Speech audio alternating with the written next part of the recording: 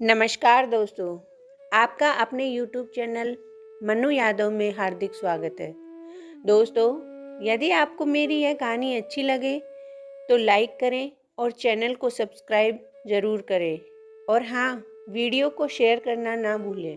दोस्तों, आज मैं आपके लिए लेकर आई हूँ एक राजस्थानी लोक कथा जिसका नाम है एक दिन देख लूँगा।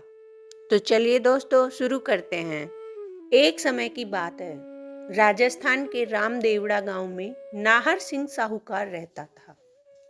साहूकार छोटी छोटी बातों पर नाराज हो जाता था।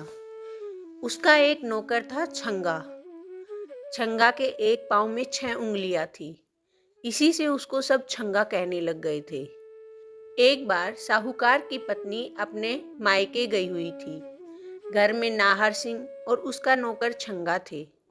साहूकार ने एक दिन छंगा से दोपहर के भोजन में चूरमा बाटी बनाने के लिए कहा और स्वयं बैठक में गद्दी पे चला गया।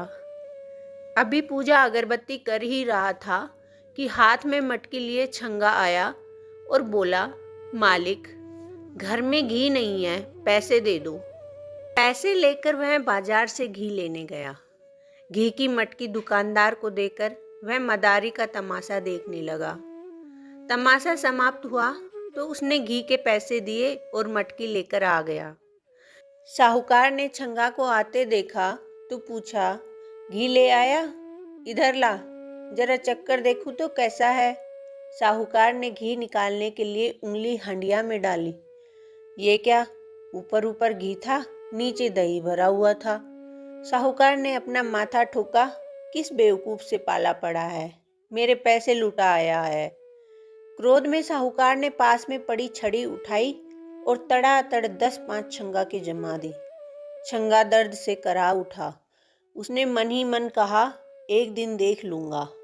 ऐसे ही कुछ दिन बीतने पर साहूकार ने छंगा से कहा, आज मुझे दावत में जाना है, मेरी नई मोजरी में तेल लगाकर रख देना। जी मालिक, छंगा ने उत्तर दिया। सायंकाल साहूकार ने अंगरखा पहना, पगड़ी लगाई और तैयार होकर छंगा को पुकारा, अरे ओ छंगा, मेरी मोजरी लेकर आ तो। छंगा तुरंत तेल का कनस्तर लेकर उपस्थित हो गया। ये क्यों लाया है? साहूकार चिल्लाया जोर से। ये रही आपकी मोजरी, छंगा ने कहा। मालिक ने कहा, कहाँ है? यहाँ तेल के इस कनस्तर में है, छंगा का जवाब था। अब तो साहूकार को अपने पर नियंत्रण नहीं रहा और उसने लात घूंसों से छंगा को अधमरा कर दिया। साहूकार तो मारपीट कर वहां से चला गया। छंगा बहुत देर तक रोता कराता रहा और बड़बड़ाता रहा, एक दिन देख लूंगा। कुछ दिन बाद साहूकार ने छंगा से कहा, मुझे तेरी मालकिन को लिवाने के लिए अपने ससुराल जाना है, तुझे भी मेरे साथ चलना है। ससुराल ले जाने के लिए घेवर और मिश्री मावा ले आना। रास्ते के लिए कचौड़ी रख लेना, ऊँट को भी तैयार कर लेना। यहाँ से सवेरे सवेरे निकल लेंगे। अगले दिन उंगलियों में चमचमाती अंगूठी, गले में सतलड़ा हार, सुनहरा अंगरखा, चरमर नई मोजरी पहने साहूकार सज धज कर ऊँट पर सवार हो गया। मालिक, आपकी अंगूठियां तो खूब चमक रही है, छंगे ने कहा। साहूकार ने गर्वपूर्वक कहा, हाँ, शुद्ध सोने की बनी है। सुनहरी चमक वाली चीजें बहुत कीमती होती हैं। सूरज आसमान में ऊपर चढ़ाया था। साहूकार ऊंट पर सवार आगे था, पीछे पीछे छंगा सामान उठाए पैदल चल रहा था। साहूकार के आभूषणों की चमक से रास्ते की रेत बार बार चमक उठती थी। छंगा को साहूकार की बात याद आई। चमकने वाली सुनहरी चीजें कीमती होती है। उसने रास्ते की चमकती रेत मुट्ठी में भर भर कर खाने व मिठाई के थैलों में डाल ली। रास्ते में एक बगीची में कुएं के निकट साहूकार ने ऊंट रोका। छंगा ने पानी भरा। साहूकार ने चबूतरे पर बैठकर मुंह हाथ धोए और छंगा से खाना निकालने को कहा। छंगा ने प्याज की कचौड़ी, मिर्च व लहसुन की चटनी और साथ में कुछ मिठाइयाँ भी परोस दी। जैसे ही साहूकार ने पहला निवाला मुंह में रखा, उसका मुंह किरकिरा हो गया। वह चिल्लाया, ये क्या मिलाया है खाने में? छंगा ने जवाब दिया, सुनहरी रेत। ससुराल खाली हाथ जाना पड़ेगा। सराय आने तक भूखा रहना पड़ेगा। यही सोचकर साहूकार अपने क्रोध पर काबू नहीं रख सका। उसने फिर छंगा की मरम्मत कर दी। छंगा कहता रहा, मालिक, मैंने क्या किया है, क्यों मारते हो? उसको अपनी गलती समझ में नहीं आ रही थी, पर मन में उसने साहूकार से बदला लेने की बात ठान ली। अब तो इसे देख ही लूंगा, वह बोला। सांझ हो चली थी। धुंधलका फैलने लगा था। साहूकार ने सराय में डेरा डाला। आभूषण उतारे, कपड़े उतारकर खुटी पर टांग दिए। नहाया, खाना खाया और सो गया। साहूकार को सोता देख छंगा को बदला लेने का मौका मिल गया। उसने साहूकार के आभूषण व कपड़े पहने। तैयार होकर उसने वहीं से कुछ मिठाई खरीदी। वह ऊंट पर सवार होकर साहूकार की ससुराल जा पहुंचा।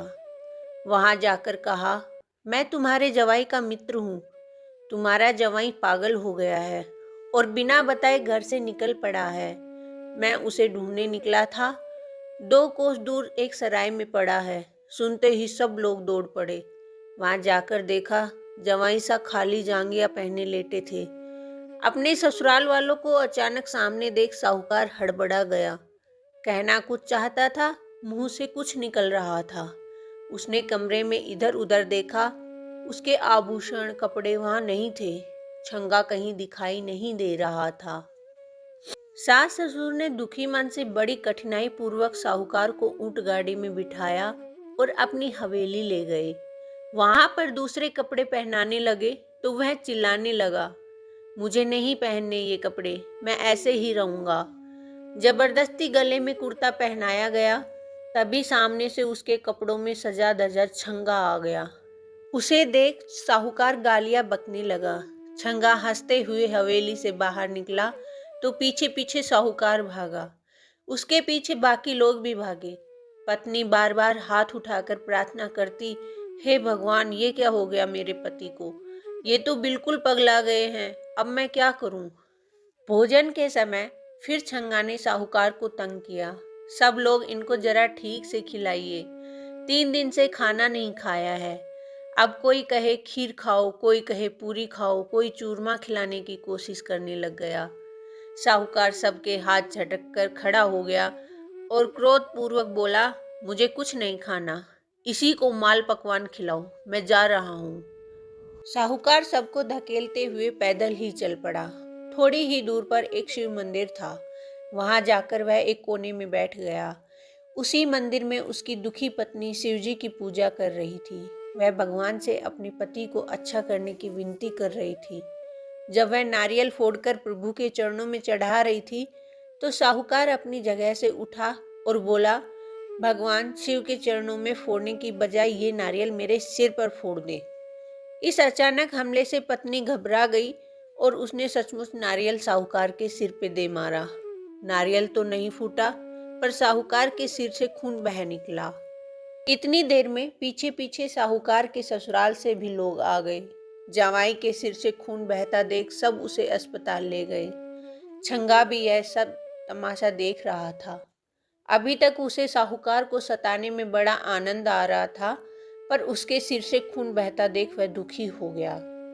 सब लोगों के पीछे वह भी अस्पताल पहुंचा। उसने वहां जाकर सबको सच बात बता दी।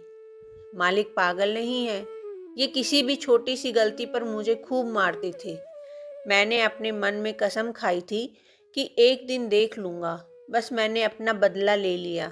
छंगा की बात सुनकर साहूकार ने मारने के लिए जैसे ही हाथ उठाया, छंगा ने कहा, एक दिन देख लूंगा सेठ जी।